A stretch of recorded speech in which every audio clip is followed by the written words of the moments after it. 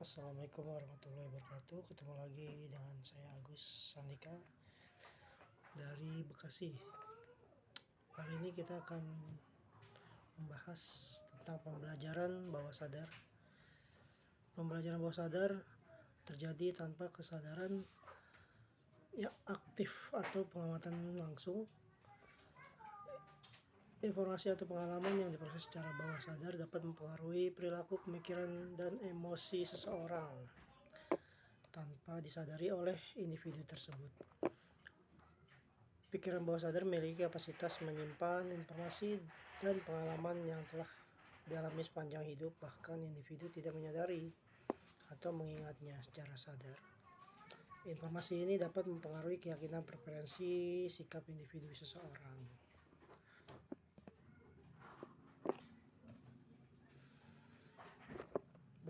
Bentuk pembelajaran bawah sadar itu ada beberapa macam. Salah satunya adalah pembelajaran implisit.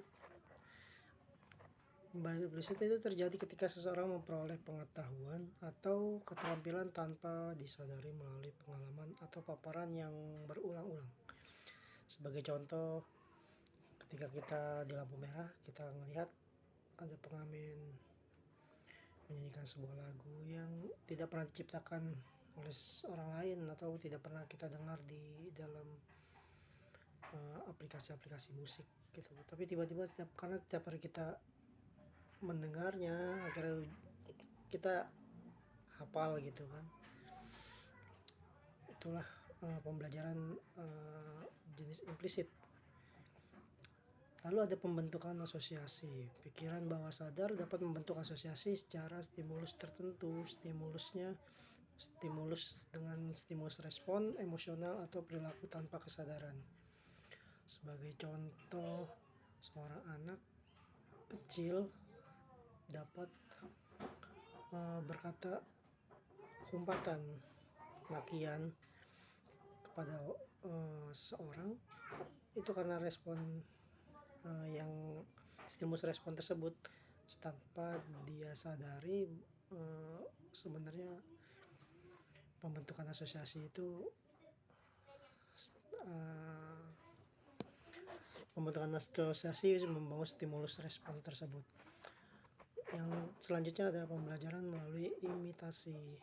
Pembelajaran melalui pengamatan dan peniruan perilaku orang lain tanpa disadari dapat terjadi dalam hal bahasa, gerakan tubuh, atau gaya komunikasi. Lalu ada pengaruh subliminal. Pesan atau stimulus yang disampaikan di bawah ambang batas kesadaran dapat mempengaruhi pikiran, tindakan seseorang tanpa disadari oleh individu tersebut. Lalu yang kedua, kita akan membahas pelajaran eksperiensial. Eksperiensial itu ada konsep pembelajaran eksperiensial, siklus metode pembelajaran eksperiensial, dan menyusun mengembangkan tools pembelajaran eksperiensial. Apa itu pembelajaran eksperiensial? Atau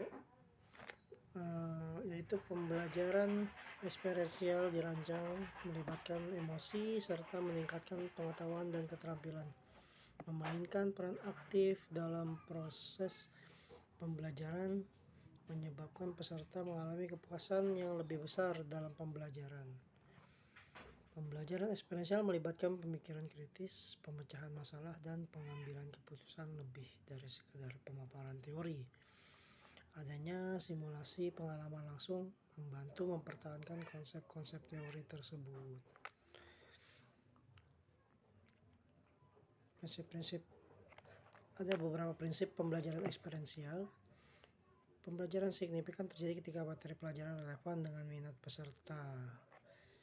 Ya, karena pembelajaran akan terjadi ketika ada minat dari pesertanya, dan belajar berlangsung lebih cepat ketika peserta merasa senang, aman, dan nyaman. Karena apa yang dipelajari itu masuk ke dalam pikiran seseorang atau pikiran pesertanya tersebut, karena memang menyenangi pelajarannya tersebut dan tidak banyak pertanyaan dan dapat mudah dipahami. Jadi proses belajar berlangsung lebih cepat dari jadwal yang telah disediakan. Yang ketiga, pembelajaran yang dimulai inisiatif sendiri adalah yang sekian dari saya, sedikit penjelasan tentang pembelajaran bawah sadar dan pembelajaran eksperiensial.